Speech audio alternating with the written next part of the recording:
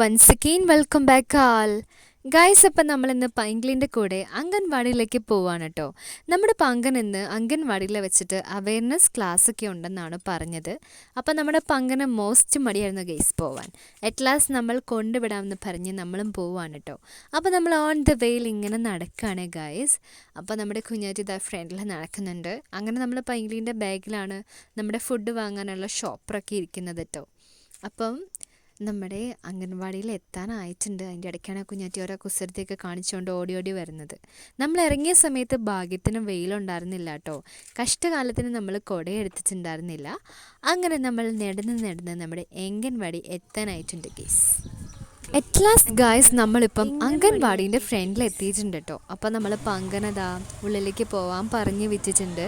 അപ്പം നമ്മുടെ പൈങ്കിളിൻ്റെ ക്ലാസ് വന്നിട്ട് അംഗൻവാടീൻ്റെ മോളത്തെ സെക്ഷനിലാണ് കേട്ടോ. അപ്പോൾ പങ്കനാണെങ്കിൽ മോസ്റ്റ് മടിയാണ്, നമ്മളോടും കൂടെ വരാൻ പറയാണ്. നമ്മുടെ കുഞ്ഞാച്ചി ഉണ്ടല്ലോ, അവനെ വേഗം വേഗം പറഞ്ഞു വിടാണ്. അങ്ങനെ പങ്കനെ പറഞ്ഞു വിട്ട് പോവാൻ നോക്കിയാൽ നമുക്ക് ടീച്ചർ ഒരു വലിയ പണി തന്നു കേട്ടോ. എന്താണെന്നറിയോ, മക്കളെ നിങ്ങൾ പോവണ്ട, വന്ന് നിങ്ങളെ ക്ലാസ് കേട്ടോ എന്ന് പറഞ്ഞു. ടീച്ചറിൻ്റെ സ്നേഹത്തോടുള്ള കയറാണ് കേട്ടോ. ഇങ്ങനെയുള്ള ക്ലാസ്സസ് നമ്മൾ ഒരുപാട് അറ്റൻഡ് ചെയ്തിട്ടുണ്ട്. അപ്പോൾ നമ്മുടെ പാൻറ്റിന് തീരെ ഇറക്കമില്ലാത്തത് കൊണ്ട് പാവാട പോലെയാണ് നമ്മൾ വലിച്ചുകൊണ്ട് നടക്കുന്നത്.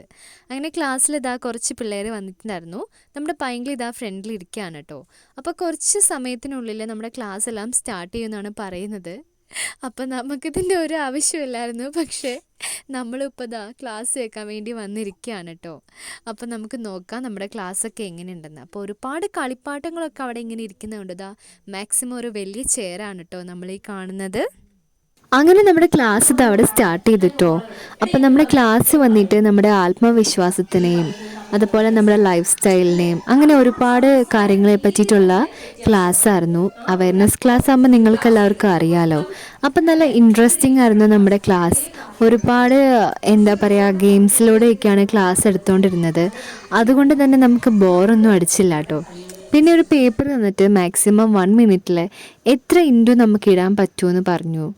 അങ്ങനെ അത് രണ്ടാമത് നമ്മൾ ട്രൈ ചെയ്തു. അങ്ങനെ ഒരുപാട് കാര്യങ്ങൾ നമ്മൾ ഇവിടുന്ന് പഠിച്ചു കേട്ടോ ഗൈസ്.